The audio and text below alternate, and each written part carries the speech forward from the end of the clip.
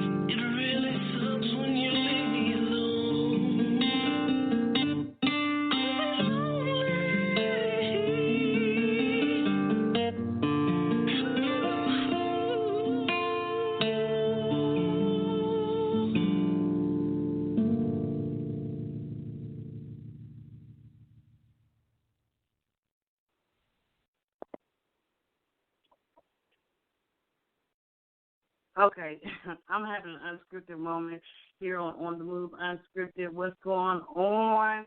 You have tuned in to another episode of On the Move Unscripted on Purpose. And I'm feeling real unscripted right now. What's going on, everybody? What's going on, Dr. A. Marie? Hey, what's good? How you doing? How you doing tonight? I'm having an unscripted moment. Oh, yeah. What else happened? We keep pushing. Yeah, I'm having a. You got to keep pushing. Keep pushing. You know, you and I had a real interesting topic before the show started. We were talking about sowing seeds and like the different stages.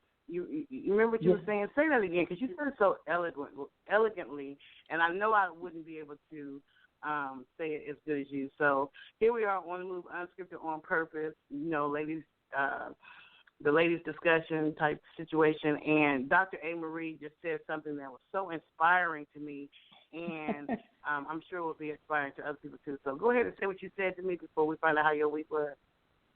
So, we always talking about the sowing period. You reap what you sow what you reap, all of that kind of stuff. We always talk about that.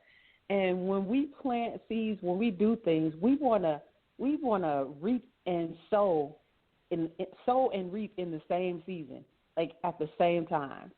I planted those tomato seeds yesterday, and I want tomatoes today.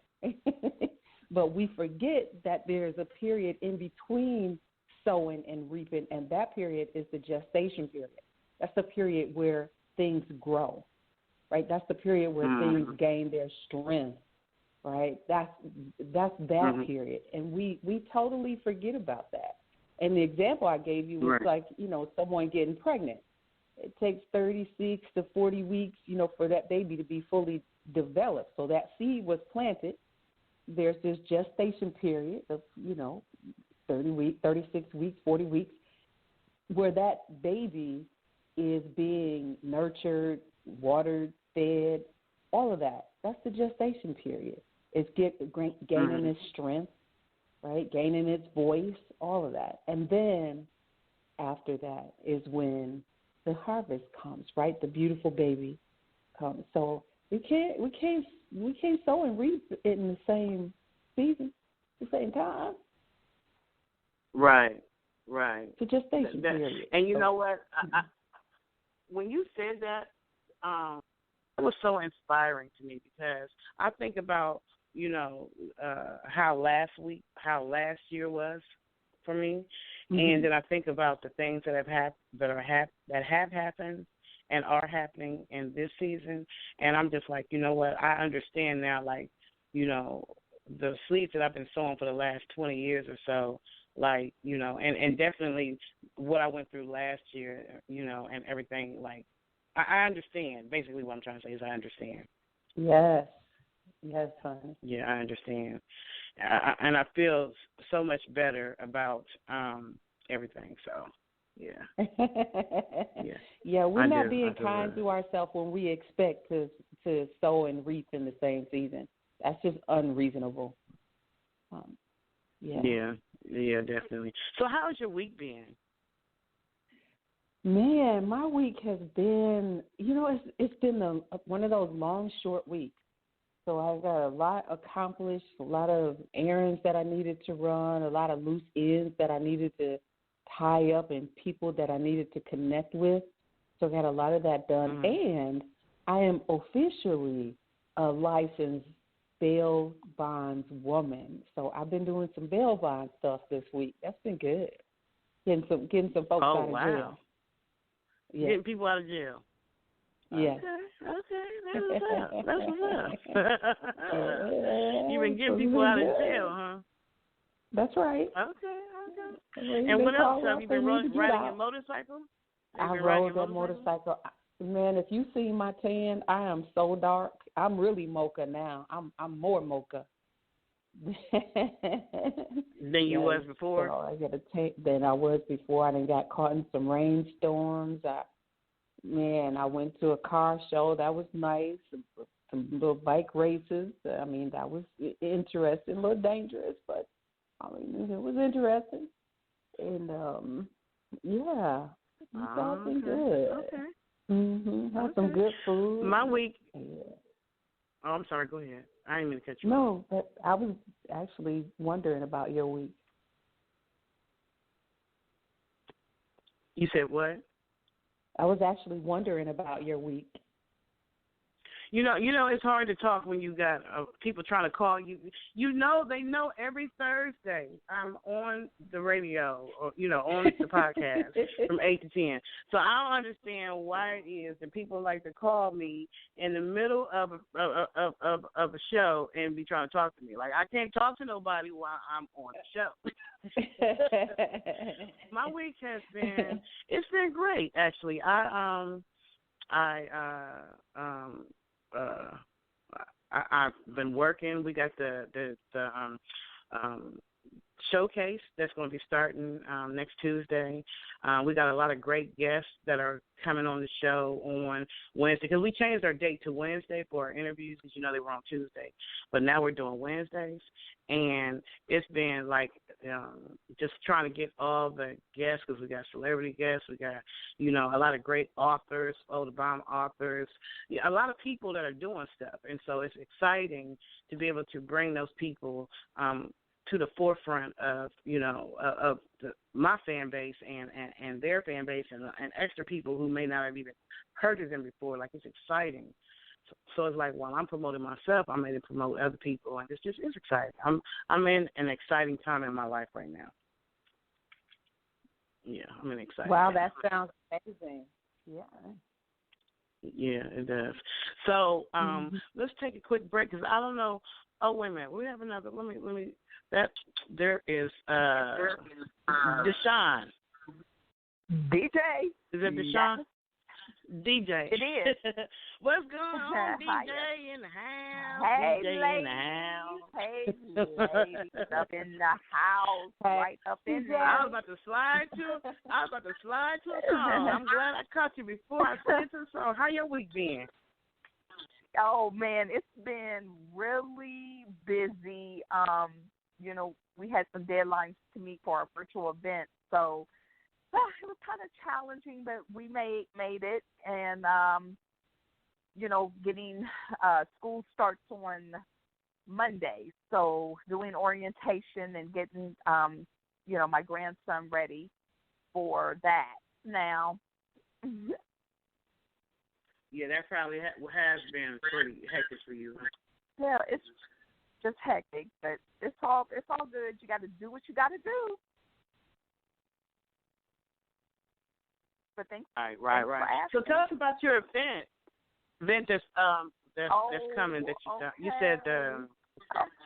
Yeah, tell us about that. Yes, for a nonprofit at the table.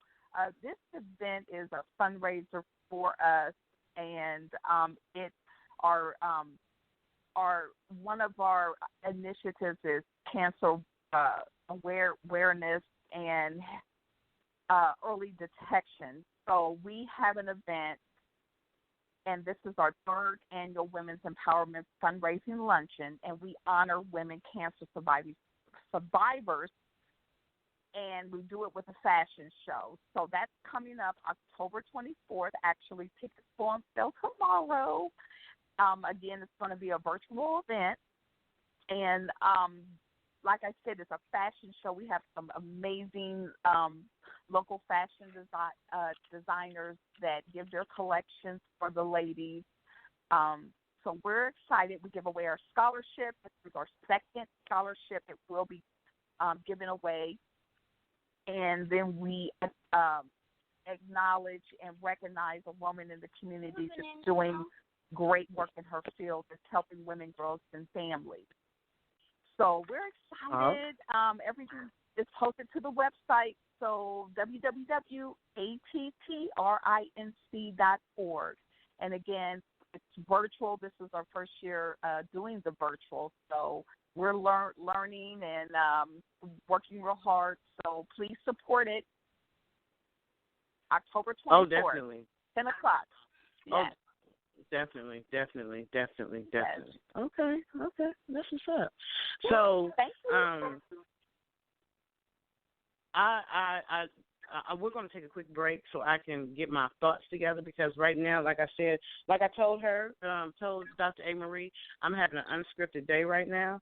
So because I'm having an unscripted day, I'm stuttering. So I need a quick break, and we'll be right back. Is that cool? Okay. On the move, unscripted. That's good. Cool. All right. On purpose. Be you. right back, y'all.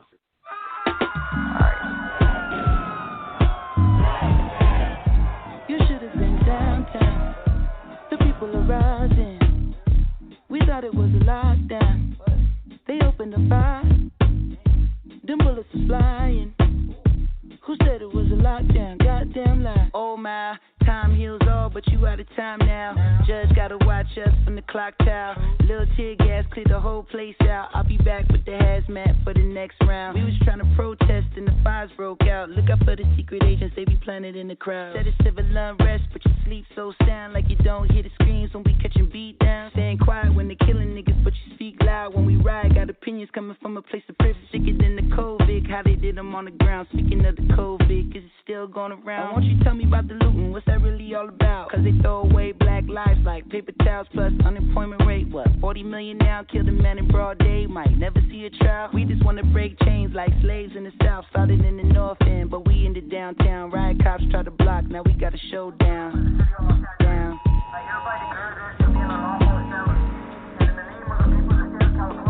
You should have been downtown. The people are rising. We thought it was a lockdown. They opened the fire. Them bullets was flying. Who said it was a lockdown? Goddamn lie. Turn on YouTube, dog. Look how they do us. Knee on our necks, bullets and backs, stimulus checks, strictly for blacks. History repeating, people scared to eat a chicken. Everybody going vegan, what they put in it. Look at the world we living in, they got a shook in it. You going, you jogged, and your color might get you took in it. The man in the mirror can't look away, you gotta look at it. Black lives matter, so what it means when they shoot at it. Generation genocide, what happened to Enterprise? Heard the man infiltrated, Black Panther re-energized, ain't nothing to figure out. They trying to kill us out. If I take a nail, see my fist, I'm a killer now. Just think, bullshit you gotta filter out. Are you really ready for the smoke like a Swisher House? Ready for the revolution, who ready to ride? It won't be televised, so tell me who ready to die. If downtown going up, where we at with the shits? We at the liquor store, nigga, about to get us a fifth. No, they about to start looting, grab the gloves and masks. Watch out for them tanks when they rolling past, shit. Never understand why they do it. Someone cut the channel off the news before I lose it. I ain't even tripping, if you with it, then we lootin'. Help me put this Louis in the back of Suzuki. Oh, he had to break it down so smoothly. They gon' say it's not about race, but we moving. Oh, pow, got the trade pound, had to put in my name. Wish a nigga play now. Any given day, I'll be headed to the pulpit. Say a little prayer, matter of fact, I need two of them. Ooh, won't he do it? Won't he do it? Ooh, this ain't 92, so we in the new rules. Niggas got hit, so we don't lose the project. About to hit Rodale with my little cousin Marcus. Going through a whole brick in the Neiman Marcus. Help me put the whole mannequin in the charger. You should have been downtown. The people are rising. We thought it was a lockdown. They opened the fire. Them bullets was flying.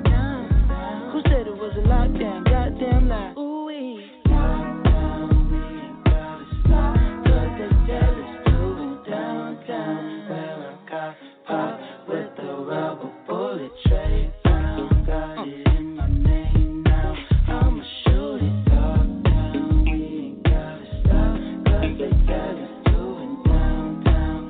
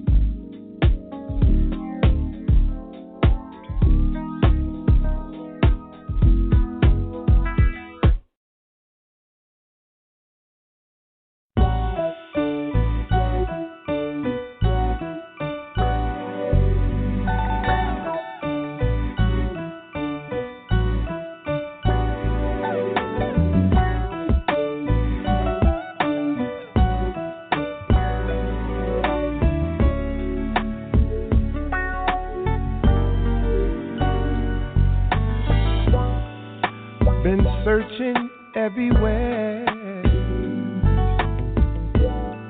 I can't find no one quite like you. The way you make me feel, the way you make me smile.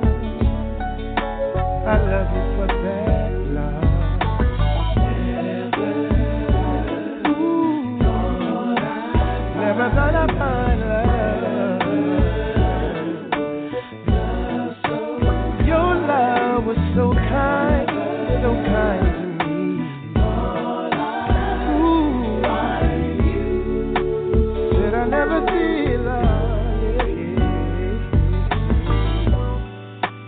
yeah. And I dreamed about you, and I thirst for you, and you came along and filled me up with love, overflow. And even though my best isn't good enough for you, you still love me, never gave up on me. I wanna thank you for the things you do.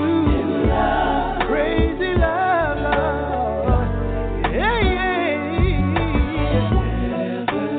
Never. Oh no, no. Never thought I'd find it. Your love was so kind to me.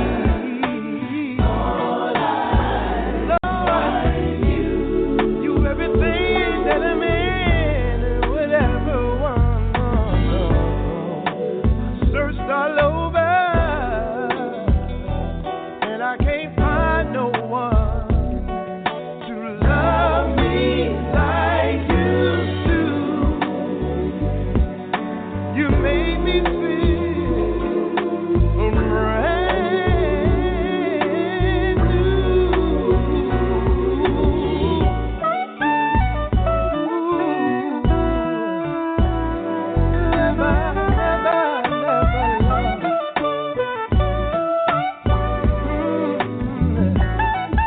Your love is so sweet to me.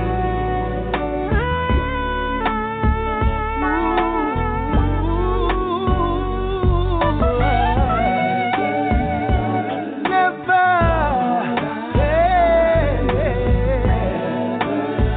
Lord, your love was so kind to me. Yes, it was. I never thought I'd find it. I searched all over, and I just couldn't find it quite like you do, Lord. I thought that was love, but it wasn't. I went over there, it wasn't. It was all you, Lord. Your love was so kind to me. I just want to tell you, thank you, Lord. Everything you've done for me brought me out of my mess, Lord. Everything you've done for me, yeah, oh. You made me a new man. Thank you. I thank you for loving me.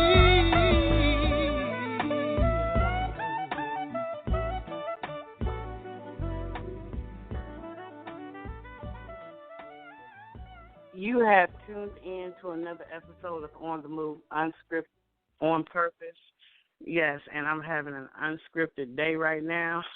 But I'm getting it together. So we also have Miss Kimberly McCants, a.k.a. Queen Goddess King Advocate, a.k.a. Marriage Counselor, a.k.a. You are a.k.a. Massage Therapist. You got a whole bunch of a.k.a. So, you know. a.k.a. Healer. Yes, ma'am. Yes. So how has your week been? Man, this week has been something. It's been challenging. I lost 2 people back to back. Sunday night, one of my fake brothers died at the rink. And then Monday morning, one of my clients died. So, the energy transfer, they both ascended. I'm trying to, because that's like 2 major things that happen at the same time with people that you knew. So I know that could be devastating, because I'm sure you built relationships with both of them, you know. And my heart goes out to their family. Was it natural causes? I'm hoping it was natural causes. Well, neither one was natural. The brother that died at the skating rink, Dexter Phillips. I'm gonna give shout out to his family, Dexter Phillips.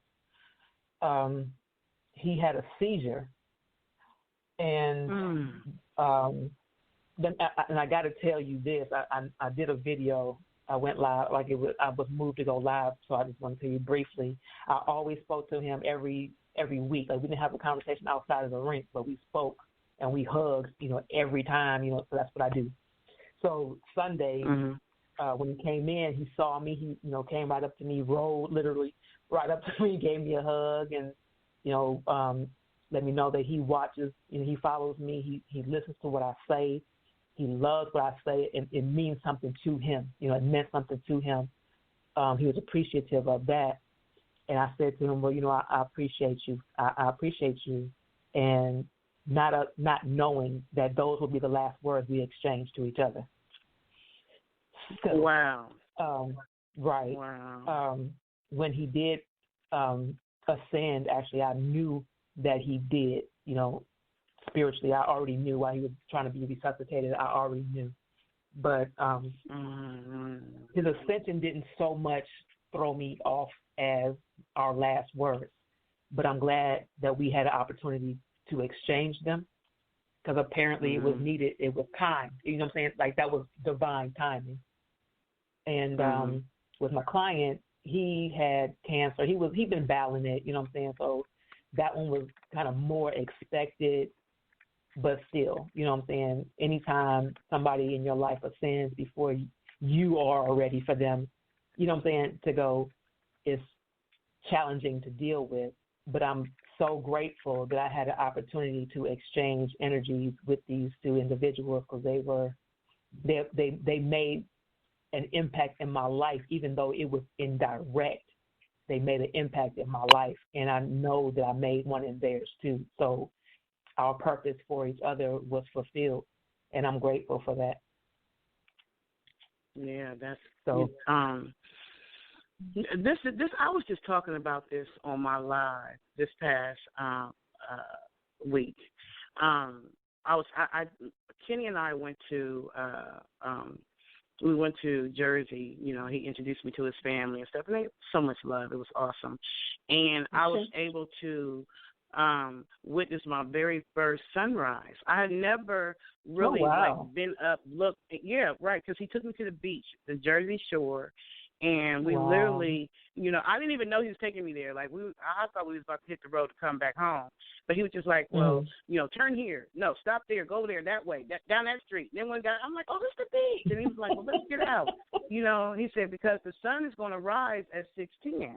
I'm like, oh, okay, cool. So we got out there on the beach and stuff, and I'm just amazed at it, because I literally was there when we got there. It was dusk, and then watching the sun just break through, right?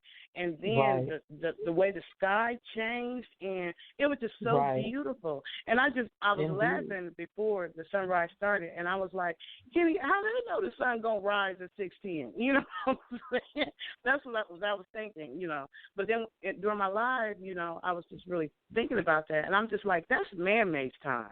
We don't understand this life. We don't understand the reason why we're here necessarily. We don't understand the journey that we're here for, and we don't know the time, like the period of time that we're supposed to be here. We don't know if, when babies are born and they die as an infant, we don't know if that was all they were supposed to be here for.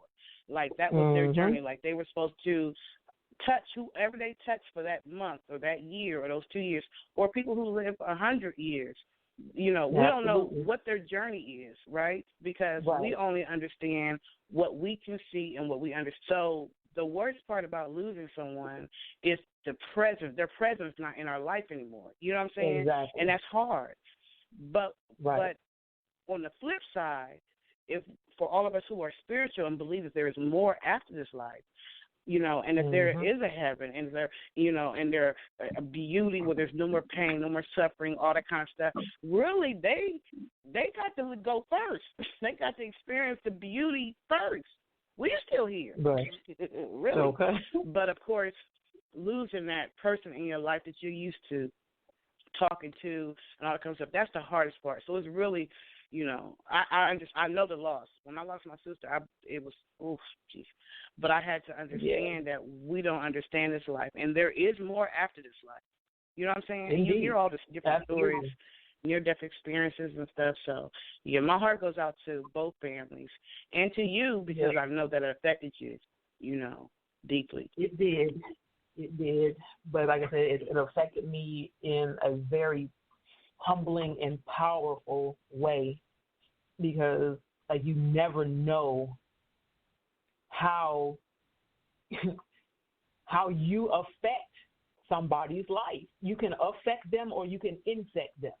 You know what I'm saying? You never know what power you have or what influence you have in somebody's life because sometimes they may not tell you. They may not get a chance to tell you. They may not, feel comfortable telling you, or maybe they're not even purposed to tell you. You know what I'm saying? It could all just be a personal test, whatever the case is. But when it does come back around, and you are made aware that you have had a positive influence on somebody, even if it was one body, it was still somebody. You know what I'm saying? Right. So I'm grateful. Right. I'm grateful for the time that we did share, and I know that both of their energies exist. They just exist on a higher level. So now they can look after me. You know what I'm saying? Now they become ancestors. So I'm good. I'm good. Yeah, definitely. That. I think I remember when my sister passed away. Because she passed away at the end of 2000, and it was the end. I think it was the end of 2018. Yeah, because we were going to 2019. So I remember when she passed away that December, and I went to church for the New Year's, bringing in the new year. Bringing in 2019 it would have been, bringing in 2019. Anyway, you know how they have what do they call them, the New Year's service or whatever? And I went to First Church. I went to First Church in Atlanta. In the First Church, what's the Lithonia? What's the church? Don't start me. New Birth. I'm sorry, New Birth. I went to New Birth Baptist Church. And the preacher was talking literally about the passing of people. And he was saying, and the way he said it gave me peace, because he was like, it's time for the changing of the guards, like the changing of the angels, and so for whatever reason, the ones that have been guarding you all this time, their ship is up, and God needed new angels, fresh angels. He needed new people to put there to protect you, to watch over you. It's the changing of the guards, the changing of the time, the seasons. And so those people were transitioned into that spot. That's how he explained it throughout the service, and it gave me peace. Because my sister would have been like, listen here, y'all little lazy angels, get up out the way. You see my sister and them down there tripping? You see them, get out. She would have been one of them types. She was honoring. She's been on the front line trying to tell everybody else what to do. But it gave me peace. Right. It gave me peace. Indeed.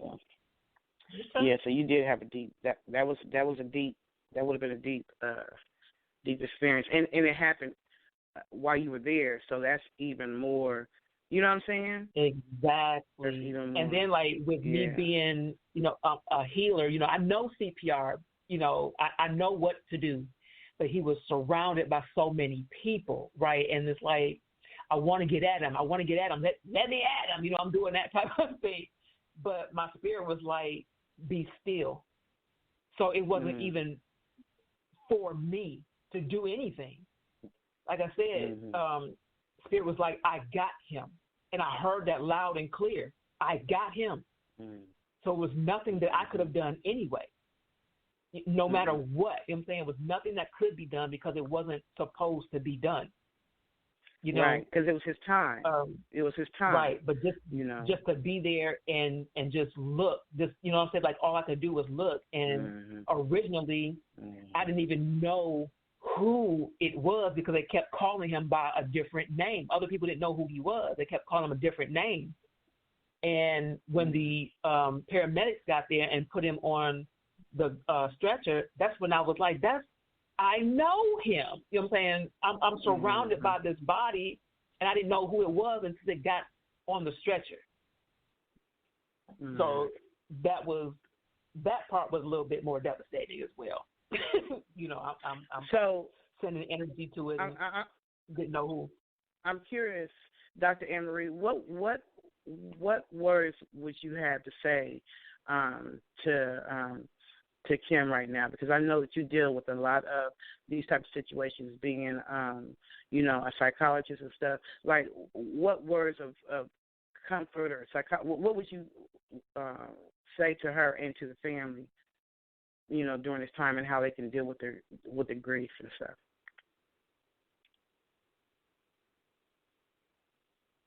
Hello, Dr. Abrams.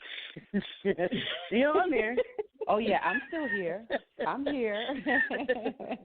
She probably talking to the mute button. Dr. Anne-Marie, yeah, I did. Your button. I did. I put myself on mute because I was around here fixing some grits. Listen, being greedy. And so I put myself on mute. But listen, so what I always suggest is taking care of yourself. Setting boundaries is always about boundaries, because things change from moment to moment for people who are grieving. You have those moments of sadness. You have the moments when you're okay. You have your moments when you want to hug, and you have your moments when you don't want to hug. And so setting those boundaries and communicating with the people around you what you need at that time is what I recommend. And then self-care, adjust to the norm for that moment. Sometimes, during grief or times of high stress, people think that they have to do the things that they would usually do. You don't have to do that. It's okay to care for yourself. It's okay to say no to demands of other people. It's perfectly okay to do that. So I always suggest, self-care and then the communication. People can't mind read, and they don't know what you need if you don't tell them, if you don't say something, and let folks help you. A lot of us, right. I know me, I'm an alpha female, the type A personality. I got it. I can get this done. I can do it. I'm good.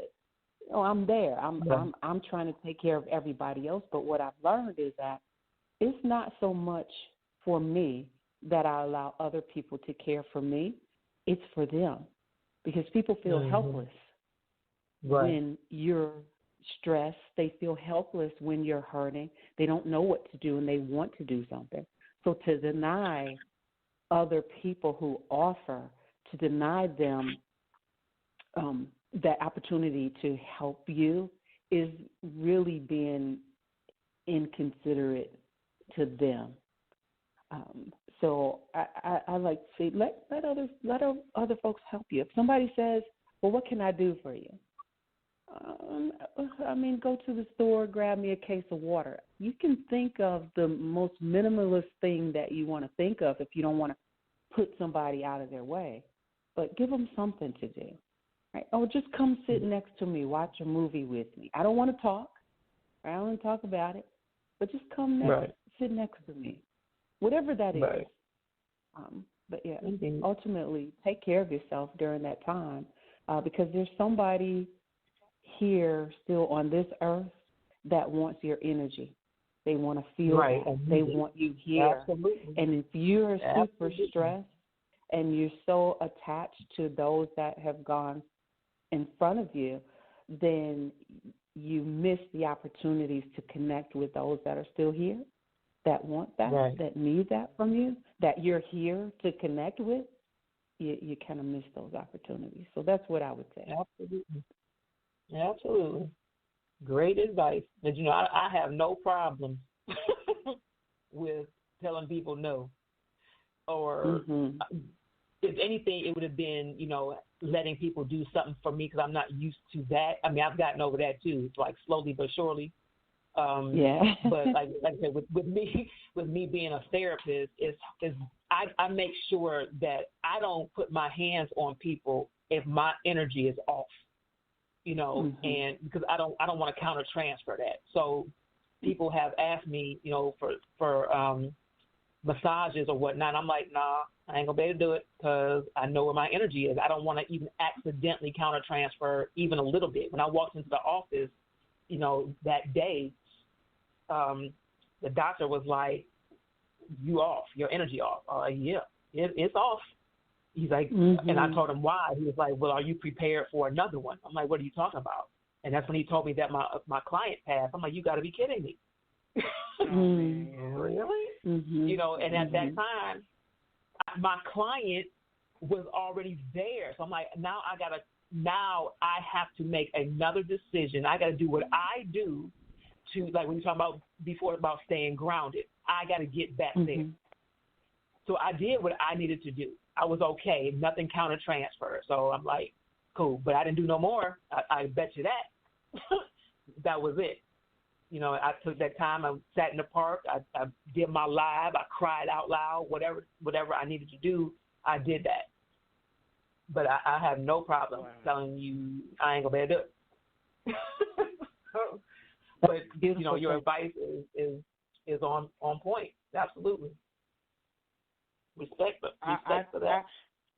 I know that we were originally supposed to talk about relationships and, you know, soul ties and soul bonding and continuing from last week.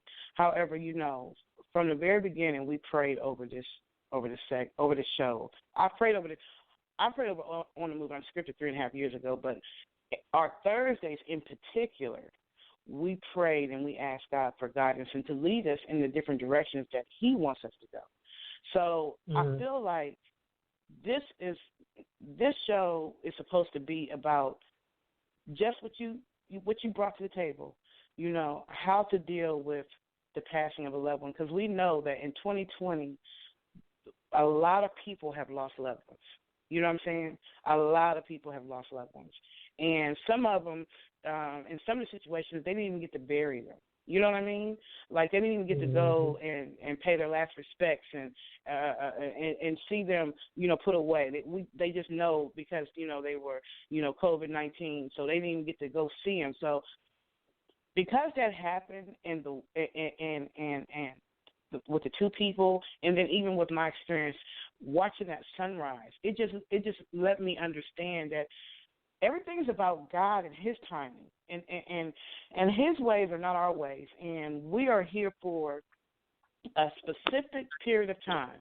We all know we're not going to be on earth till we 1,550 years old. We know that, you know, our lifespan is whatever. You know, tomorrow's not promised. We know it could be tomorrow. It could be next week. It could be 20 years, 30 years from now, 50 years from now. But either way, we know we're all going to have to go through that passageway too. You know what I'm saying? And everybody may not be able to handle losing a loved one, you know, or even understanding, you know, or they may still be in grief, say it was a spouse or something, you know. So maybe I feel like this segment we should deal with that, because there's probably going to be someone that's listening now or who will listen later who's going to need whatever God brings through us tonight. That's how I feel. All right. There it is. Yeah, I really do. I feel that way. And then, you know, Dr. A. Marie, with you, you know, part of your job is dealing with people in situations after they have died, you know, with what you do, correct? A lot of that, yes. Absolutely. And I'm curious, do you sometimes end up having to, even if not on a professional, you know, call my office and talk to you on Monday in my couch type thing, do you ever find yourself like, if you have to go and talk to people, you know, questions about what happened, do you ever find yourself where you have to end up counseling them, like, while you're questioning them because the grief is so overwhelming? Oh, yeah. I have, yeah, a lot of that. I mean, that's what I've been called to do. And so it doesn't matter what I'm doing. I mean, I can be at the grocery store and somebody can just feel the energy and start talking to me about what happened to their child or their so it happens all the time, whether I'm on a forensic scene or whether I'm with my patients or just in my day-to-day life. Yes, a lot of folks deal with trauma on a daily basis. And that trauma includes, unfortunately, grief and loss. And in this climate of COVID, it's a whole other way that people are having to grieve, which, just in a nutshell, really sucks. Really sucks. It's a new way of grieving. It really does. I always talk about my client. I always talk about the patient I took care of. I probably talked about it before. But whenever somebody is going through a loss of a loved one, my patient that I took care of, he always comes to my spirit, and I always share the story because it gave me peace. Like, throughout the years when I was doing the home health nursing and stuff here in Columbus, Ohio, I had a patient, young guy, and I may have told this story before, but I feel like I need to tell it again. I had a patient, young guy, probably, I think he was right in his 20s, and I was a young nurse, so I hadn't learned yet how to separate a patient from, you just being a patient to you just being someone that I care for and that I've grown to love. Like he was like a little brother, but he was my patient because, home health, you're going into their home and you're dealing with, you're in their environment and everything, and you get to know them as people, even though you're taking care of them, especially every day. You go in there once a day, twice a day, 3 times a day, depending on what the situation is or whatever. You grow a bond, and I hadn't learned at that point how to separate. You know what I'm saying? I didn't know how to separate and turn off the Patricia feelings and only keep the nurse Patricia feelings up. You understand what I'm saying? So when he died unexpectedly, when I say I went into a depression, because I had never experienced death before on that kind of level, and definitely not someone that I had grown to care for and love, almost like a family member. Like, we used to take him out, movies, bring him to my house, and, while I was married, like, we took care. He was like a family member. He became like a family member, and you're not really supposed to take him out and set me up. But I was a new nurse then, and you don't be following all the rules when you're doing home health sometimes. And I wanted him to be able to get out and do stuff. I didn't want him to feel like his disability was going to keep him from being able to enjoy life or whatever. So anyway, when he died unexpectedly, my world was crushed. I didn't even want to do nursing anymore, and I was a new nurse. And I grieved, cried. Oh my God, it was breath for me. To the point where my ex-husband, my husband at that time, he was just like, "Why are you crying over him like that?" But he didn't understand the bond we had built, and it was surprising, unexpectedly, whatever. But I remember the weekend before he died, he was in ICU for a period of time, and he told R.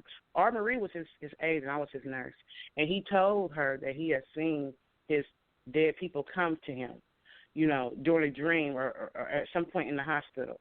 He had a visitation, and it was his mother, his sister, and someone else who had passed away. And so, but he ended up getting out the hospital. But when he got to the hospital, he didn't last but another week or so, because I felt like they let him out too soon or whatever. But anyway, when he died, I was crushed. My heart was broken. I cried. It was horrible. I'd never experienced that kind of pain, that kind of sadness, that kind of nothing. More so even than my sister, because I'd never experienced it before. Until the night God gave me a dream. In this dream, I was taken above the clouds, and then I was like floating in the clouds, literally above earth in the clouds. And suddenly I landed in this beautiful, beautiful, beautiful park. I'm talking about the flowers were like the most purplish, the most pink, the most beautiful, beautiful flowers. And the trees were green, green, green. The grass was green, green, green. Everything was just so freaking beautiful, like high-definition colors. And I walked over to a park bench, and I sat down. And he came to me. Now, mind you, when I was taking care of him, he was in a wheelchair. He was very, slim, weak, and all that kind of stuff. But when he came to me, he was walking. But I knew it was him because of his face. And he was smiling. He looked so nice. He was dressed nice. He was smiling. He was happy. And he said, "I'm okay." And the smile in his face and his eyes sparkling, I knew that he was okay.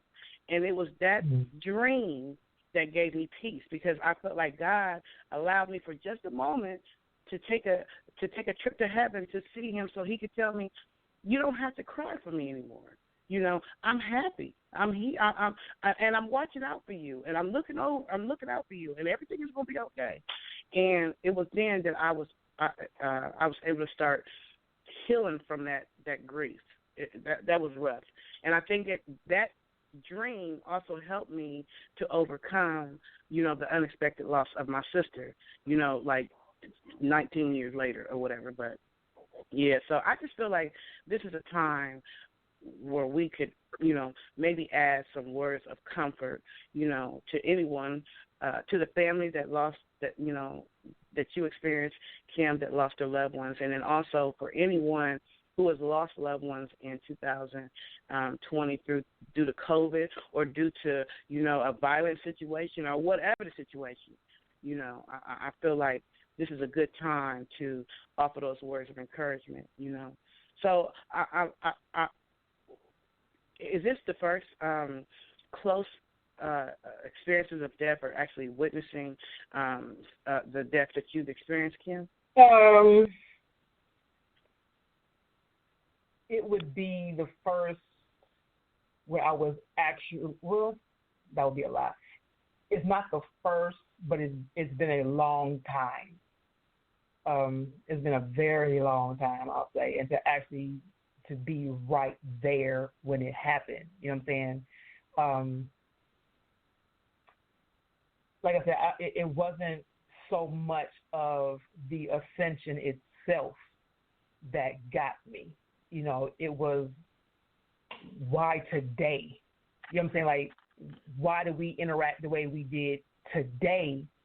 And then that happened. It was like almost like he knew, he had some kind of clue. He was given an order. He was given instruction to say that today, because you won't have another opportunity. You know what I'm saying? Like, I don't know if he knew it.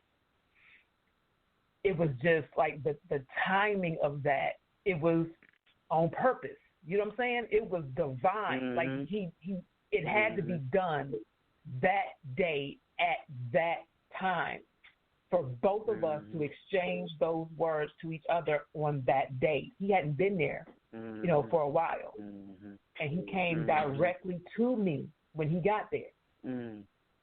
You know what I'm saying? I'm already on the floor doing my thing. You know what I'm saying? He rolled over there to me to say that. I'm like, or for us to exchange just those words, just that, nothing else. Because this was a couple hours later. Like, it wasn't like right away that, you know, that he passed. It was, you know, maybe 2 hours at least, 2.5 hours later that happened. And what's also funny is, even though we were there together, that was the only time that I saw him. We're all on the same floor skating. But when he spoke to me, when we spoke to each other, that was the only time that I saw him. So that was literally the first and last time that I saw him alive, was when he spoke to me at that point. I didn't see him anymore on the floor. You know, we know that things happen for a reason. Yeah. Oh, I'm sorry. Indeed. Go ahead, Dr. Storm. You know, go ahead, Dr. Sometimes we forget as people that, and I think you alluded to it earlier, is that we forget that our time here is already predestined. Our time here. And so each one of us, I feel like our purpose here is one, expansion of the kingdom. That's one. And then the other purpose is to share our gifts, because we're all born. It doesn't matter what your gift is. It can be viewed as negative or positive, but we're all born with gifts. And so through our lives and our interactions with other people, we exchange gifts via energy. And so for me, I like to think when somebody passes away, when somebody dies, I like to think that think about what gift they left for me, and then how is it that I can put that gift to use in my life? How is it that I can share that with other people? How is it that I can make myself better, different, right? How can I grow through the experience that I've had with this other person instead of thinking about what I lost? Because typically that's the first thing we go through, what I lost. What I lost. What I lost. So-and-so died. So-and-so passed away. What I lost. So instead of thinking of what was lost, sometimes it's helpful to think about what you gained. What gift did that person leave you with? And how dare you not appreciate that gift? My children, I know I used to buy them all these different things that they wanted for different holidays, et cetera, and I promise you, they would play with the damn bubble wrap.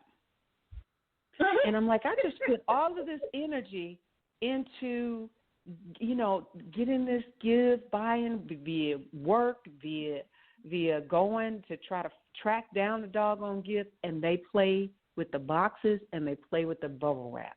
I watch this holiday after holiday. And as a mom, I'm okay with that. But I can hardly think that the Creator is okay with us not appreciating the gifts that we've been given. I can't believe that. In my heart and my soul, I can't believe it. So really appreciating those gifts that each person uniquely shares with us, and then using that gift. You don't just set the gift in the corner. Somebody spent their hard-earned money on that. You play with it. You use it. You share it. Right. That part. Absolutely. Absolutely. You never know. Like I said, you never know how you affect somebody's life. Your presence affects somebody's life. The fact that you exist affects somebody's life. We talked about last week about sharing your pains with people, because your pain helps somebody heal. It's not for you to go through things just by yourself and in silence. You're experiencing these things so you can tell somebody else. You can share it. It becomes somebody else's recovery. Their way back to life. Hearing, what I'm saying? Like hearing your pain gets them through theirs. But that's the purpose. Like we're all connected for a reason. We're all connected for a reason, and we've also all been very selfish with our own experiences. Not just the good things. We're being selfish with what we consider to be the bad things, negative things. Those things are still energy. Negative and positive energies exist. They must be utilized. Because they both cause another energetic reaction. So we have to share it. We have to, be transparent and not be so selfish and holding on to even our pain, because it's not ours. We just experienced it. But it belongs, the effects of it belong to somebody else. So holding on to it is being selfish, is causing somebody else not to get what was written for them to have. We're blocking the receipt of somebody else's gift. Like you were saying, we're blocking the receipt of somebody's healing because we want to hold on to the pain that was given to us. It's not for that. We all go through certain things for a reason. We are here for a reason. We interact for a reason. We got to stop being selfish about it. You know what? When I first started doing my Facebook Lives, and I guess in a way kind of documenting what I was going through on a day-to-day basis on the way to work, and then just speaking. Because before I would do the lives, I would always pray, and I would always ask God, speak through me. Don't let me say anything you don't want me to say, but let me say everything that you want me to say. And so some mornings God would just wake me up, and I would have a theme or a topic. and being able to express it and show how that has affected my life or whatever I'm going through. Like when I first discovered my daughter had lupus, or the period before we even knew what was wrong with her. You know what I'm saying? And then even before that, getting my car stolen, that's the day before. All the stuff that I went through, enough to make a person fall down to their knees, I promise you. But the only thing I had to hold on to during that time, it was so traumatic. Because I was supposed to start a job. I come home from an event, boom, my car gone. Oh, Lord. My daughter, she's sickly. All of a sudden, she spikes a fever that nothing will bring the fever down. Nothing. Get her to the hospital. They don't know what's wrong. They don't know what's going on. And it's just, and just watching her just losing all that weight, it was just so traumatic for me. But it was only my faith in God and people around me, my friends, family, that was just like sowing words of love. If they weren't sending me money, they were giving me words of love during that time. And I was documenting that. And I understand now why. Because, like you said, what you go through is not always about you. So many people are so selfish, they only see themselves. They only see, what's going on in their world and how this will help benefit them. If they don't feel like it's going to benefit them, they don't want nothing to do with it. They don't understand we're all connected. Like, it's a journey. Like, you have to meet her to meet him, because he has an assignment. And the assignment that he has on his life is not going to be able to be in fruition until he meets someone who's going to say something or going to do something or connect him to something that he would not have been able to receive without meeting that person. You know what I'm saying? But a lot of us, we're just so about self. Well, how am I going to gain? What am I going to get from this? How am I going to benefit? We're all connected. And everything that we go through is not always just about us. Like, get out your selfishness. Like, it's not all about you. It's about the little boy that lives down the street around the corner from 10 people that you got to meet to get to him, to save him from an abusive situation that he's not going to be able to get out of until you step on the scene. You understand what I'm saying? It's just so crazy, but people don't see that. We're all connected, like you said. Every experience that we have, so people should never feel, bad about sharing, their testimonies. People want to, when they popping, they want to, everybody think they popping. I'm popping, I got it going on. But they don't want nobody to see them cry. They don't want to see no tears. They don't want to show the heartbreak.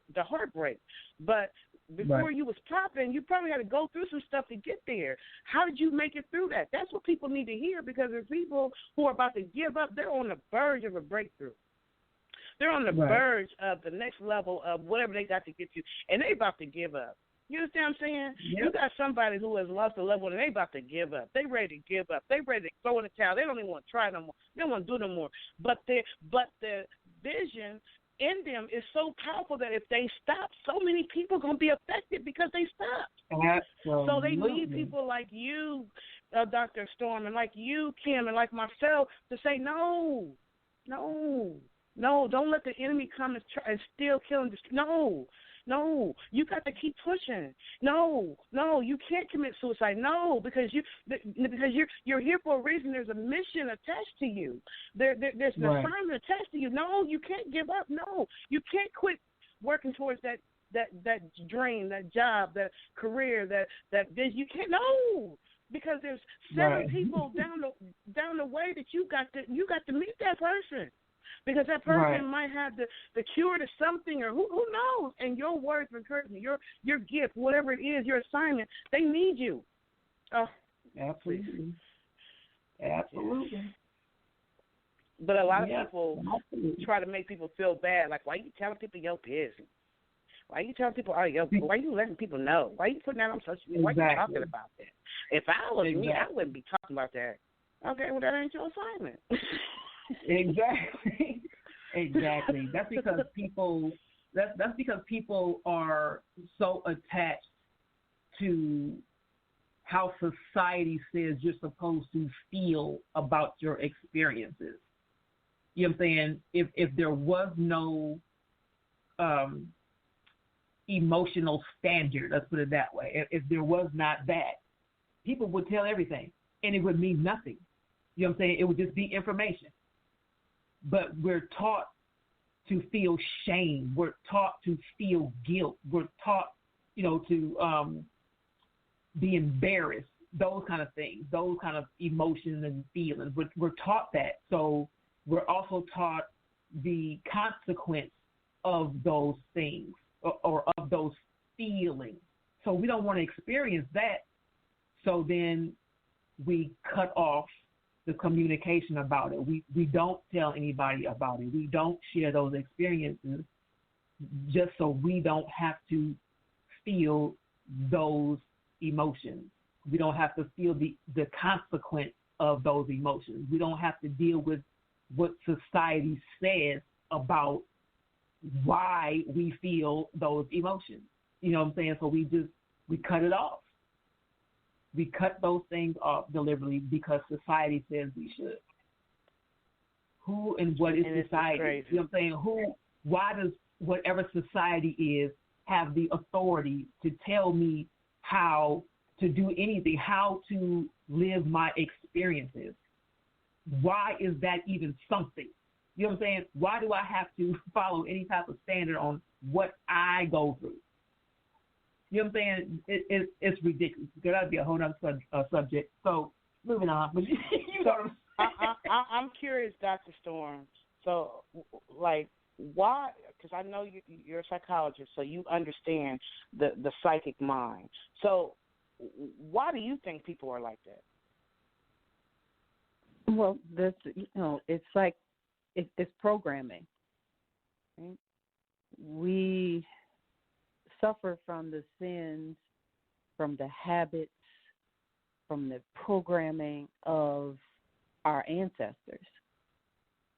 So when we're born, whatever family we're born into, be it biological or otherwise, whatever family we come into, we're programmed with what those beliefs and values are. And without question, usually, we just go about our day-to-day, we go about our year-to-year, every season, carrying on those values, customs, norms. And we adopt those as though they're the end-all to be-all.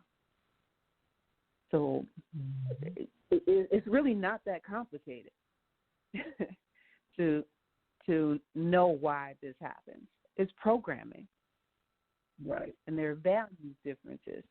So once we start to unpack that and have these conversations, then things will change. And we can see some of that actually with the younger generation. They're not subscribing to those old school way of thinking that some of us adults are, some of us older folks are. These younger folks, they're not buying it. You can't just tell some of them that the sky is blue and they believe it. They're going to check it out. Right. They're going to try to fly to the sky. What you're saying is true, and they're going to question it, and they develop their own ways of thinking. And I really love it. Yeah, challenge some of that. Because why is it that it's the norm? When you look at other cultures, they don't go through a lot of things that we go through in terms of funeral services. They don't do all that. Some of them have a strict deadline, 2 or 3 days tops, where that body is being washed and and prayed over and dressed and all of that kind of stuff for a short ceremony, and then they're putting them on a bed of roses and carrying them out through the town, and in some cases they're setting them on fire right there in the town for everybody to see, and then pushing that raft or whatever out to sea. I mean, there are lots of other ways to there are lots of other countries have other customs, other cultures have other customs when it comes to funeral services. So let me just put that right there. It's our standard that we live by. I don't believe in all that. I tell my family all the time, if something should happen to me, don't you dare wait 2 weeks for anybody to take care of me. Don't. If somebody's got to come from Mexico, if they can't get to Mexico in a day or two, then they just gonna miss out.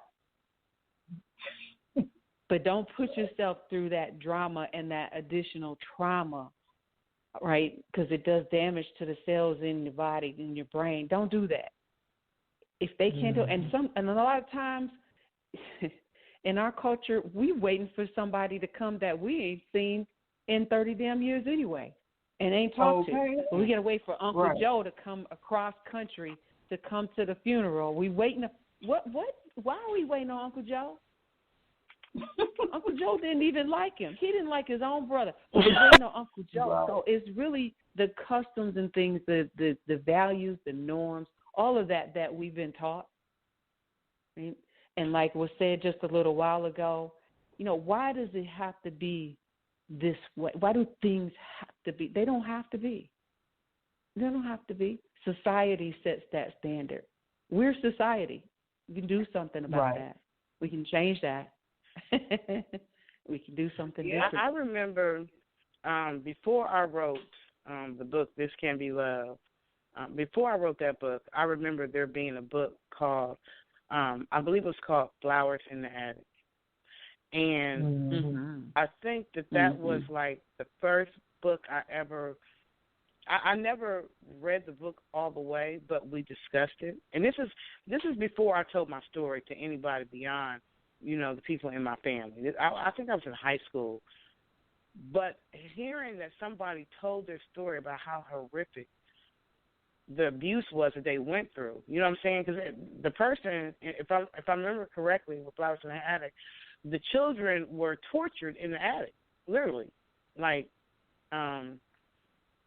if I'm not, I think it's called Flowers. Is it called Flowers in the Attic? I believe that's the name of the book. I think so. Yeah. Talking about the child abuse, horrific child abuse. And it was learning about that story that really, gave me the courage to come out and really talk about what had happened to me. You know what I'm saying? About, how my stepmother had done all those things, hit me in the back of the head with a crowbar, stabbed me in the foot with a knife, and, beat me with jumper cables till I couldn't walk for a whole summer. Like, I went through a craziness. But it was the courage of, and I don't know if that story was fictional or not, but story that gave me the courage to step out and talk about my story. And this is the time, I came out with my book back in, I wrote it in 2004. I don't think there were a lot of women talking about the abuse that we experienced, as children during that time. The kids would be like, I wish I lived in your time. No, you don't, baby, because you couldn't have called the police about nothing back. if you was about to get your butt whooped, you was about to get your butt whooped, whether it was a tree branch or extension cord or whatever it was. It wasn't no calling, the police and then you get escorted. No, it wasn't none of that. Like, we didn't even think to do that. You just took that. You took that ass whooping. You know what I'm saying?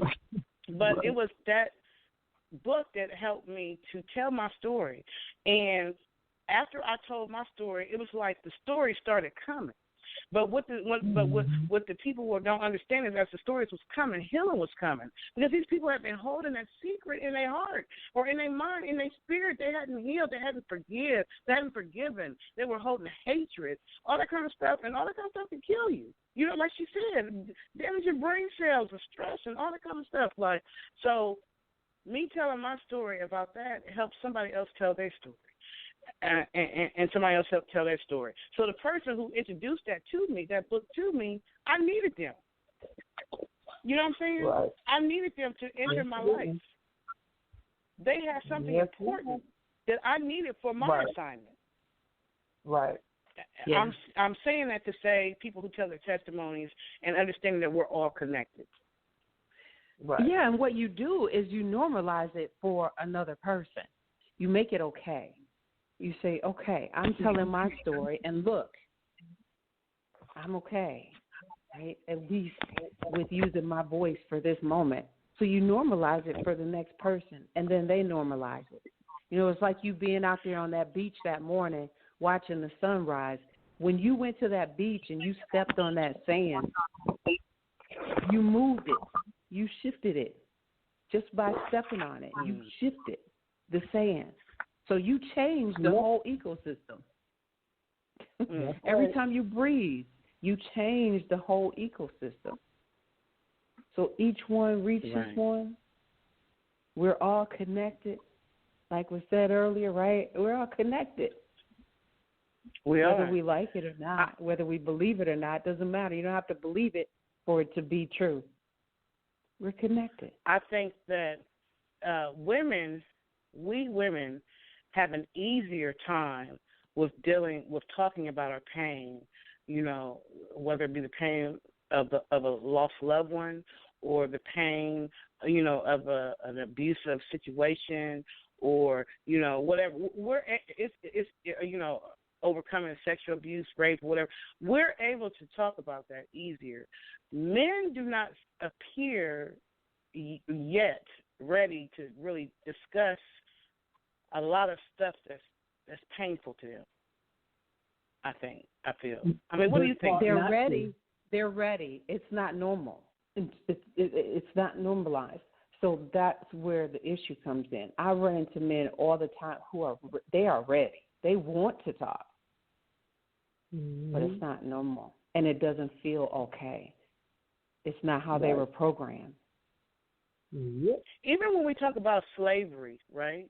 And you talk about, you know, in slavery, how the slave masters would rape the women.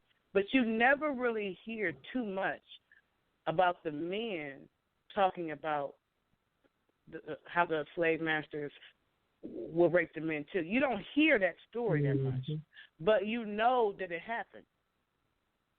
You understand what I'm saying? Like the men don't, it's not as easy for them to, I guess because when they're growing up, they're told, you know, suck it up. What you crying for, boy? You know, stop being a punk. You know, suck it in. You know, be hard. Amen. So they don't know how to even express their feelings, or they got some secrets that they don't even want to talk about. I mean, that's deep. Kim, I know you deal with a lot of different men. What are your thoughts about it? Yep. Professionally, correct that. I don't deal with a lot of different men. What do you say? I ain't put your line up and get it down. It ain't my line. You know, we talk about we got a bunch of different people. Okay, let me rephrase that. You counsel. I understand what you counsel a lot of men. I mean, your name is, you know, Kim, Queen, Goddess, King, Advocate. You're an advocate for men. Okay, that is correct. Can I fix that up? Yes, ma'am. Thank you. So, yeah, as a matter of fact, that is one of the main reasons why I became an advocate for men, because they don't cry outwardly. They cry backwards. They cry in silence. They go through a lot of emotional pains and traumas and deaths and all that, but they don't speak it because they're not allowed to. It's not acceptable. Society has not permitted it. Women do not encourage it. They don't support it. They make fun of it. They walk away from it. They won't embrace it. You know what I'm saying? They need the same things that we need, but they're not allowed to vocalize that because of the expectation that's put on them. You know, sometimes I say that we do have an unreasonable expectation to a point if they're not able to access the resources that they need in order to produce what's being expected from them. And it's not always a tangible thing. It's an emotional thing. It's a spiritual thing. But they don't have the right per society to even have those emotions, let alone express them. That's out of the question. They're supposed to look a certain kind of way all the time. They're supposed to be strong. They're supposed to be able to take anything given to them. Why, though? Why is that the standard? Why are we trying to force them to even accept that? Why is that? That's unfair. They are just like we are. They are just built differently. But they still, matter of fact, men are more emotional than women. Women just express it. You think so? A man's feelings can, absolutely. And that's even been stated by men. They are more emotional, but they cannot express that. They're not allowed. And because they don't outwardly express that, they become angry. They become violent. They become distant. They become absent because there's nowhere for them to deal with what's going on in their head. There's no outlet for them. So they have to take in all of that. So not only do they have their own personal traumas that they're dealing with, which also affect their body, because trauma lays in your organs, it lays there until it's gone. So you have to deal with it. So not only do they have those personal traumas, they got everything else in the world coming at them. Literally, they got to suck up all this shit and say nothing. Imagine having literally the whole world in your spirit, in your soul, in every organ in your body, and you can't say a word about it. But you have to smile every day. You have to keep going to work every day. You got to keep providing every day without the resources that you need to do all the things that you have to do. Imagine what that feels like. Over and over again. There's no way out. And being told to suck it up. Only in recent years have people even been talking about, domestic violence shelters for men, or counseling services for men. Like only in the recent years, because it was always focused on the women and the children, and not to take away any of that, because that goes on. But the question is, why are the men abusive? You know what I'm saying? Why are they abusing that woman? Like, what happened to them? Exactly. What is it that they held on the inside that they were never able to tell anyone? What pain are they keeping in that secret closet that they have not been able to open up? Right. Everything. Absolutely. They keep everything. And let me give this real quick plug, if I will. That is why On Purpose with Purpose was created. That is exactly why. For men to have those resources to do exactly that.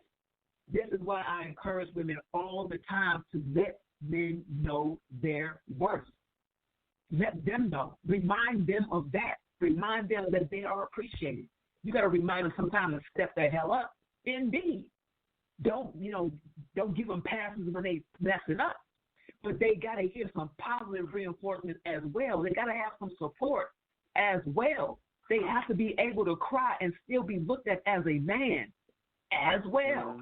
You know what I'm saying? They have to be able to know it's okay to feel what you feel and express that feeling. And I'm giving a permission right here to express that. Yeah, 'cause you okay, without being dogged out about it, without being stigmatized about it, without being chastised about it.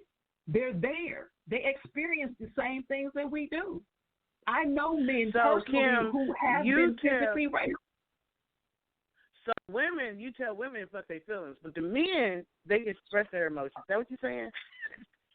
It's fuck your feelings to everybody. But I'm talking about when something, when you're dealing with a trauma, when you're dealing with something like that, you have to acknowledge that it happened. And they're being taught to not even acknowledge that it happened. That's what I'm saying. Right. They have to be allowed to express that it happened. So you got this pain on the inside as a man. You got this pain on the inside, and you're not able to express how you feel about or what happened to you. Like, I'm talking from a man. You know that there's a molester in the family or whatever, but you're a boy. Suck it up. Who am I gonna tell? Right. Mama, who am I gonna tell? I can't tell nobody right. that I've been raped. Like, then I'm not a man anymore because Exactly. It's just crazy. Exactly. So you keep that inside, and then they take it out on who. You usually take out your frustrations on the person that's closest to you. So who do they take it out on? The woman that they love. Exactly. But this is why things happen like that. Like that's why we're quick to blame the offender, but the offender at one time was the victim. If we don't deal with that, those cycles repeat. These people have not healed at all. They're not allowed to even address that there was an illness. They're not allowed to address that there was a trauma to self, let alone to somebody else. So if they're not allowed to address it to themselves, then there's no way they're going to say it outwardly, because in their mind, they've had to trick themselves that it never happened. They have to trick themselves into believing that trauma never even occurred. But it did. And it shows, which is why they're in prison now, which is why they're, absent from the home now, which is why they're dead now, which is why they have sought after same-sex relationships now, this type of thing, because of what they went through and were not allowed to acknowledge. So I want to address Dr. A. Marie for a second. So Dr. A. Marie Storm, who is a psychologist, let's roll for because I know that there are men that are listening, or who, if they're not listening now, they will listen later. And there are some men in that category who are holding stuff on the inside, pain from childhood. Well, and maybe it wasn't sexual, but maybe it was physical, or maybe it was emotional. Maybe they had a mother that just kept telling them, you ain't going to be nothing. You just like your dad, you ain't no good, whatever. So let's role play. I am that man. Mm-hmm. What would you say to me, Dr. Storm? Oh, boy. A lot. the first thing that I would start with is listening, because that's what they don't get enough of. They don't get enough of someone creating that environment of safety for them to do that, because they're used to the opposite. It's not okay to, as others would say, show that you're weak. Right? It's considered a sign of weakness to share your emotions. Of course, to share what we consider the feminine emotions, right? So I would create an environment of safety, and it would really just begin by listening. That's it. Yeah. I deal with a lot of people who have trauma, a lot of men who've been traumatized, and a lot of the men, especially men in prison, dealt with that for a long time. Maximum security. We're talking assault of offenders, people who are going down for murder, one, and sexual offenders as well. But the thing that they have in common, as Kim was saying, is a lot of trauma. And it's very, very difficult to speak about that trauma if you feel that you're going to be dismissed. Mm-hmm. So I would start by saying, right, what would you like for me to know? What is something that you've been wanting to talk about that you can't and that you haven't? You don't have to give me a lot of details, but start by sharing something. But prior to that, again, a lot takes place prior to that. If I'm sitting with someone, or and what I get a lot of, I do a lot of free therapy. Why? Because I get people who call me up to say, my uncle X, Y, and Z. My uncle is at the end of his rope. My uncle just tried to commit suicide, or my cousin this, or this. So I get a lot of people like that. So when they call me, I simply ask them, what why are you here? Why are you on my phone? What do you want to accomplish?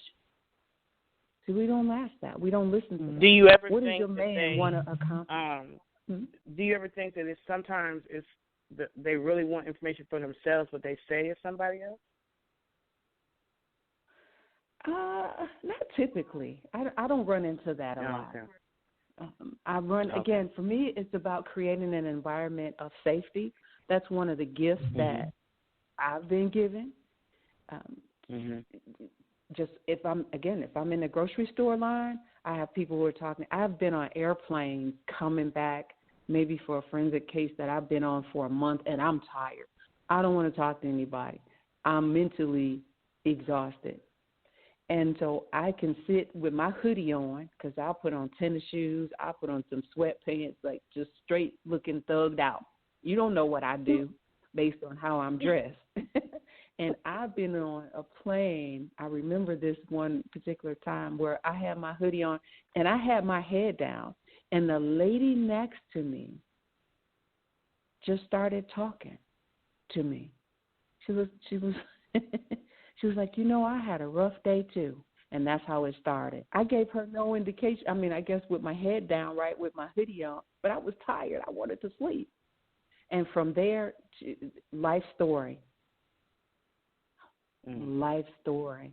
But she had been through so much trauma. And incredibly enough, she had been involved in the case that I was there for. It was a large, large case. But she was involved in that case, and she didn't know that I was. But it's about that energy. So I don't know if I can get to where you want me to go, because that's how it happens in my day-to-day practice, my day-to-day interactions with folks. They want to talk. I had a man who came into the office one time, told me his wife sent him there. As a matter of fact, she called to schedule the appointment. We're going to get a divorce if he doesn't come and talk to you. I said, this is going to be great if this man shows up, right? Because he ain't going to want to talk. He told me when he came into the office, he said, I'm coming here because she want me to come here. I don't want to talk to you. I said, well, okay. Well, we can end right here. No need in wasting time, no need in wasting resources. And he said, no, just go ahead and do the assessment. We got to spend an hour together, right? Anyway, I said, well, yeah. So I went through and I'm asking him all the questions. And at the end, I said to him, I said, well, okay, well, it was nice to meet you. So, good luck in your marriage kind of thing. And he said, well, what do you mean? Why can't I see you again? Okay. Right. I said, but you didn't want to talk. That was. He said, I know, but I'm comfortable and I need to. Yeah. I'm comfortable and I need to talk. You got that smooth kind of voice that just makes you tell all your problems. You do. Listen here. I told you that from the very beginning. You got that, but that's because that's your assignment. You know what I'm saying? So God has gifted you with what you need to get what you need to get done to fulfill the purpose for why you're here. You know what I'm saying? So your smooth voice, you couldn't be like, come here, sit down like top boy. You couldn't be like, I mean, don't get me wrong. Sometimes, like my little younger ones, I just sit your ass down somewhere and this talk, what's going on with you? What is going on with you? And it works for me. Another person might not be able to do it, but it works for me. But still, even when you say that, it's still cool. You still ain't sounding like, you better shut the hell up. But, you got to make it safe. If you want your man to talk to you, you got to make it safe for him to do that. And you got to be able to listen. That's above everything. And know when that soul is wounded, it's not the time for you to run your mouth or stick your foot in his ass. It's just not. It's timing is everything. Right. Yeah. So let's take a quick break, because y'all know I got to play my music. I don't know why y'all thought I wasn't going to stop at least for a little bit. I want to move unscripted on purpose. You know I got Well, we listened to the music up front. We listened to that. You did it in reverse today. So we already listened to the music in the beginning. Right, so I played some more at the end. It was break time because break 2 hours. Don't we got some people on the line that want to ask the questions? I think there's some people on the line. No, I don't see them. If they do, they need to call in after this break. Well, give them the number so they can be prepared. Give them the number. Okay, so the number is 516-387-1247. Once again, that's 516-387-1247. I'm just going to play 2 quick songs, y'all. 2 quick songs. Got to get 2 quick songs. Okay. All right, 2 quick songs. They jumping on me. I feel like I'm getting bullied. I want to move unscripted on purpose, y'all. We'll be right back. Oh, yeah, oh, yeah. Oh, yeah, oh, yeah. You got me floating. Got me floating. Girl, you got me floating. I've been floating. Floating. If you let me float in the ocean, you can come in right on this wave, girl. Just let me float in your ocean. Float in your ocean. If you let me float in your ocean, you can come in right on this wave, girl. Let me float in your ocean. Float in your ocean. You must not know what you mean to me. You got me floating. Dreams do come true. This ain't make believe. I need your body right here next to me. She testing my patience. She wanna come taste her, and I know she'll ride for me. She's so way more than the pretty type. I'ma take her far away from the city lights. Let's go and learn how to love like. Never thought that I can be the one to love right. She showed me things I've never seen. Always hold me down, deserves the crown. Yeah, that's my queen. Yeah, that's my queen. Yeah. If you let me float in your ocean, you can come in right on this wave, girl. Just let me float in your ocean. Float in your ocean. If you let me float in your ocean, you can come in right on this wave, girl. Let me float in your ocean. Float in your ocean. Tied up with her hair looking wavy, more than a soldier, such a lady. 30 years old, you ain't never had a baby. All she wanna sing what you done for me lately. Had to put that time in. Said we forever, but she wanna see a diamond. I don't even blame her. No, she deserves it. Dudes try to tame her. All been worthless. Me, I've been working. No days all real. I just got some stress that I gotta get off. Wanna float in your ocean. Shorty catch a wave like in Cali. Coasting. Floor where she sitting on, obviously posing. Sexual healing. Mirrors on the ceiling. Whispered in my ear, she in love with the feeling. Me, I am too. Got down on her knees, show me what that mouth do. Said she the type you ain't gotta ask to. Cook me up some wings, set me on my way. Told me hit me up, be the first to make a move. Be the first to make the move. Be the first to make me floating. Come be the first to make the move. Girl, you got me floating. Yeah. Girl, you really got me floating in the ocean. If you let me float in the ocean, just let me float in your ocean. Float in your ocean.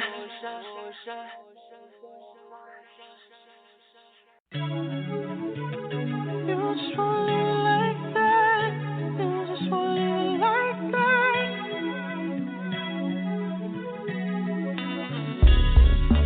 We have light, and we've kept things undercover. Sure, we fight, but can we fight for each other? For every time that I never came home, for every second you're gone, I keep counting up each and every pro. You keep counting cars, thinking that you can do bad on your own. Feel like moving on. You wanna feel the scar right above your heart. Do you wanna leave it like that? Leave it like that. Do you wanna leave it like that and never ever call? Do you wanna leave it like that? Leave it like that. Do you wanna leave it like that and finally lose it all? Just want to leave it like that.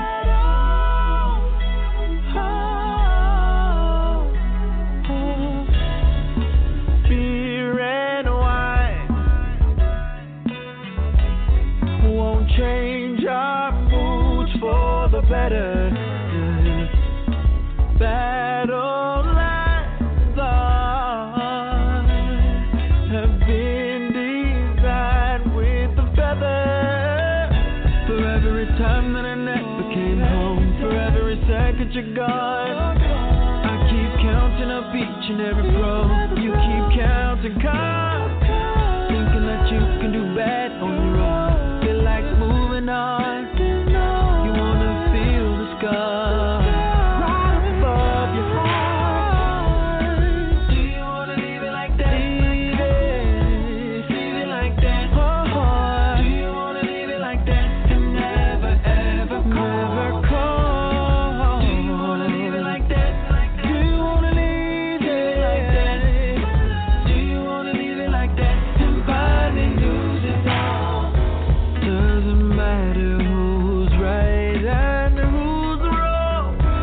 I know where you and I belong. Sometimes you can overreact, but if you wanna pack your bags and go, just know you chose to leave it like that. Do you wanna leave it like that?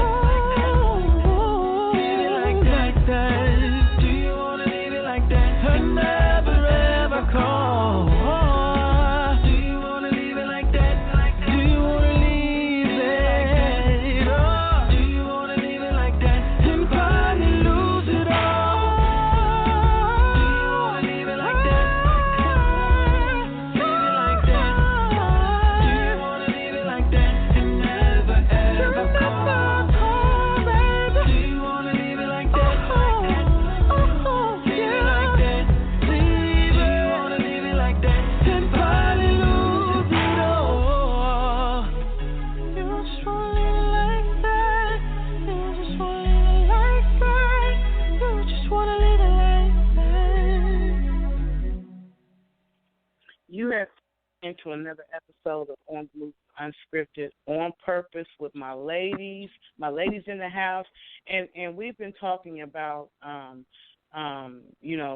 experiences of death, and actually Misty, who is one of our co-hosts, she's actually dealing with the loss of a loved one, a baby in her family. I think they're doing a funeral and stuff. So, and, it just seemed like a good time to talk about, dealing with death and dealing with pain and how you deal with those emotions, and when we went to break, we were talking about, how men deal with it or how they haven't been able to deal with it and things of that nature. And I really thought this was it wasn't what we were initially supposed to talk about, but I felt like that's what we were supposed to talk about. Does that make sense to y'all? Mm-hmm. Oh, yeah.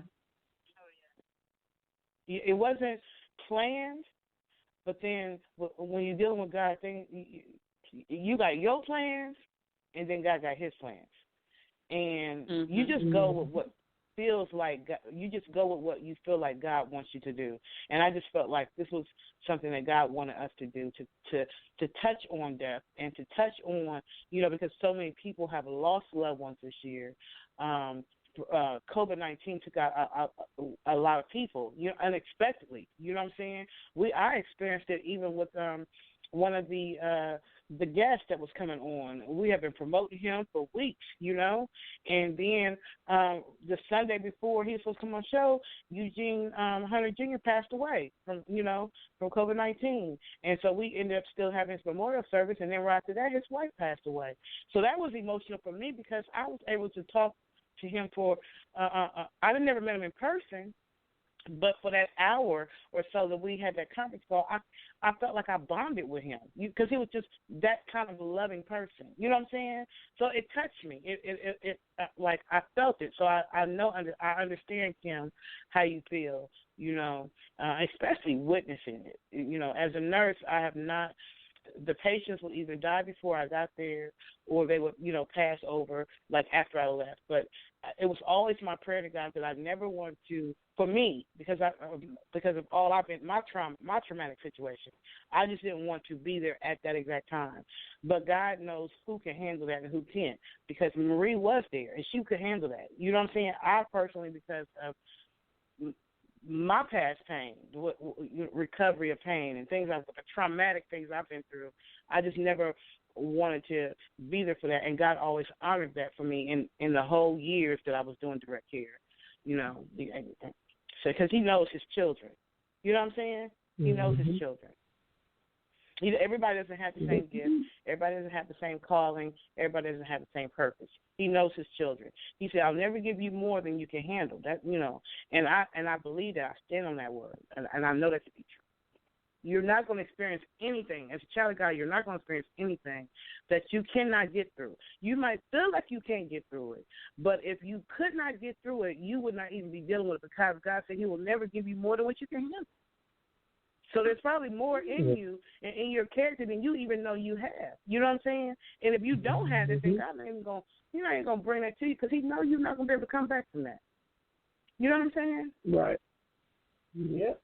Yeah. So that was deep.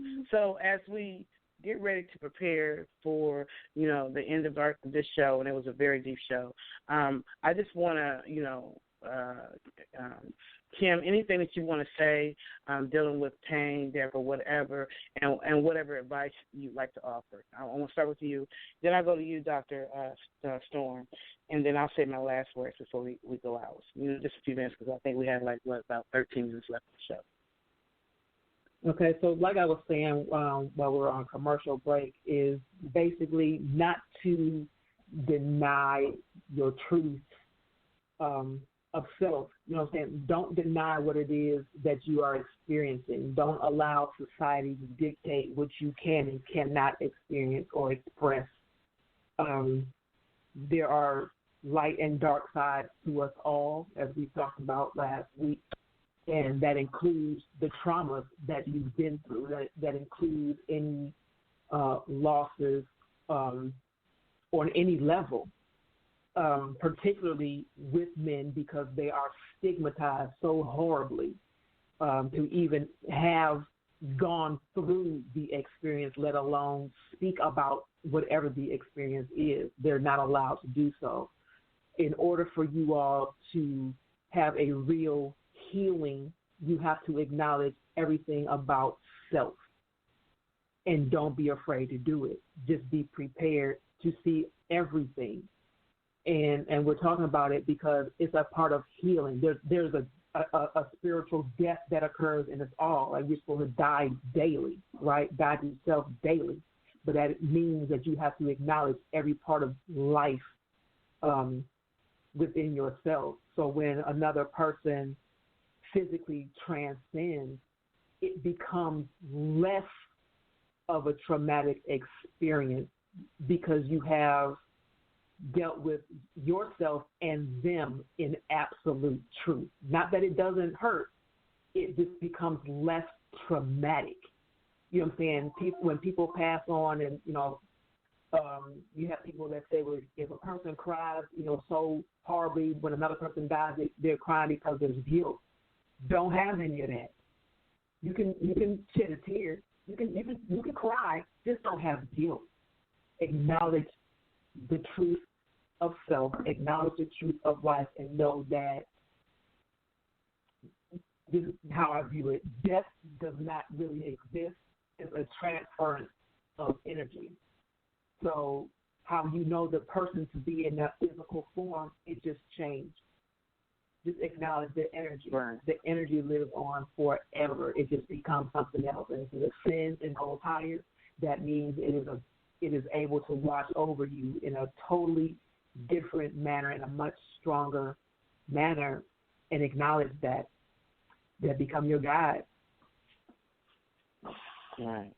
So that'll be it. Right. Well, thank you for sharing. My heart goes out to you because, like I said, that was traumatic to witness that, or someone that you knew. So, thank you for sharing that with us, and definitely we will keep the family in prayer.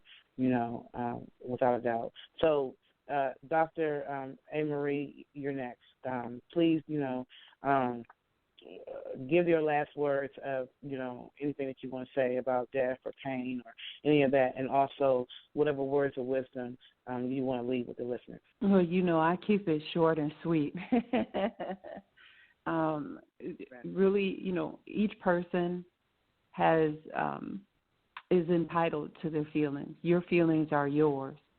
And however you feel entitled to express that, you have a right to do that and should do that. And it's up to the next person to take care of how they feel about what you said you felt. So each person is responsible for caring for themselves and for their emotional well-being. Communicate with other people that you feel safe with.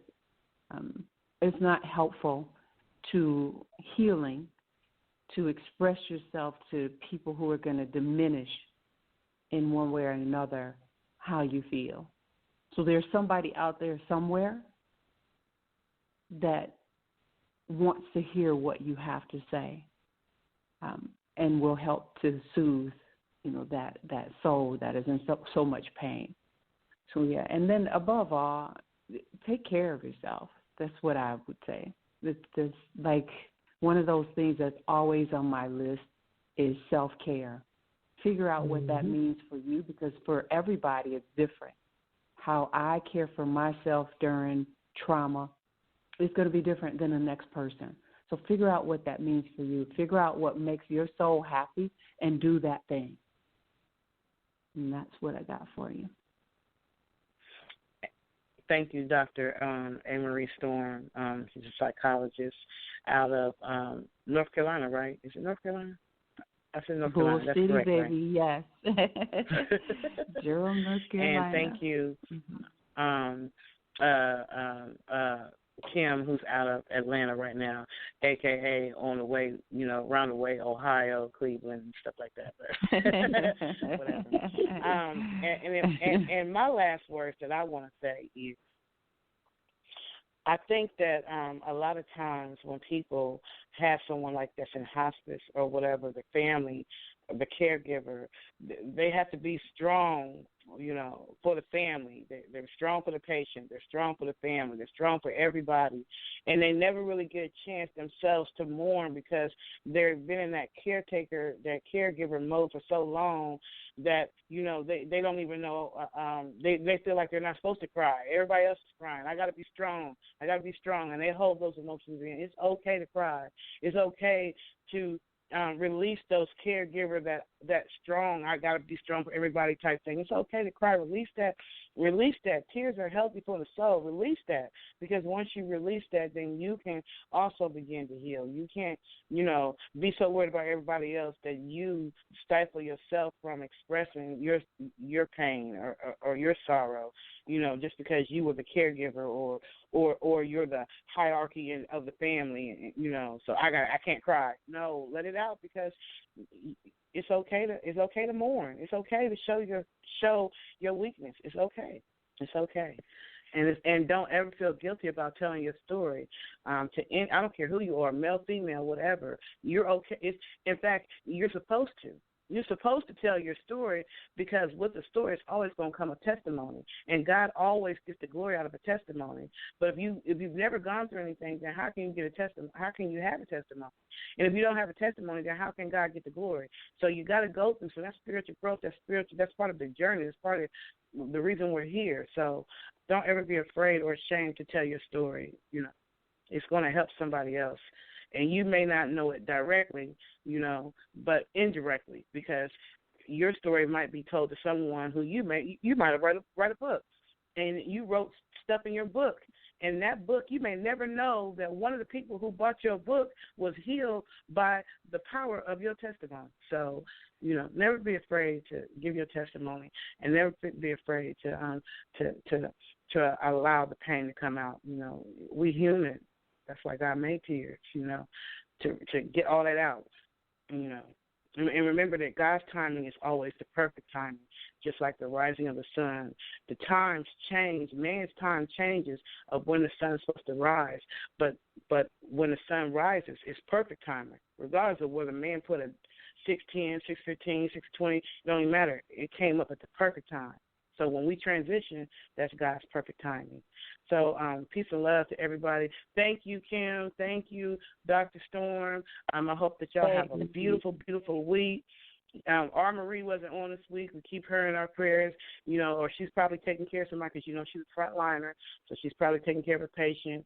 Keep Misty in your prayers as her family prepares to bury someone, and I pray that y'all have an awesome week. You do. Yes. Peace and love. Such a great show.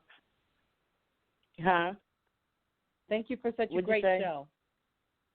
You know what? I couldn't have done it by myself. I've been talking to myself. It's three of us on this call, ma'am. Yes. And you know what? I just feel like you're an amazing host. Yes. Oh, you make me feel so good. That's why I love you so much. Until next time, y'all. On the move, unscripted, on purpose. Don't forget to come back on Tuesday. And don't forget about our showcases in Columbus, Ohio on Tuesdays. You'll see it on my Facebook, Patricia M. Goins. And also, we got some awesome guests next Wednesday, Herb Middleton, who basically he was one of the producers for Mary J. Blige's hit, the best album she ever had, in my opinion, you know, My Life. And also we have an author of the book, Bitch Hunt. She's a lawyer, and she's talking about how she's targeted as a lawyer. And the book is awesome. It's called Bitch Hunt. It's Therese Harrison SQ. She's going to murder me, SQ. But the book is a bomb. It talks about how she's targeted because she's, you know, a power authority, you know, as an attorney. It's a good book. So anyway, until next time. Next Thursday, y'all, on the move, unscripted, on purpose.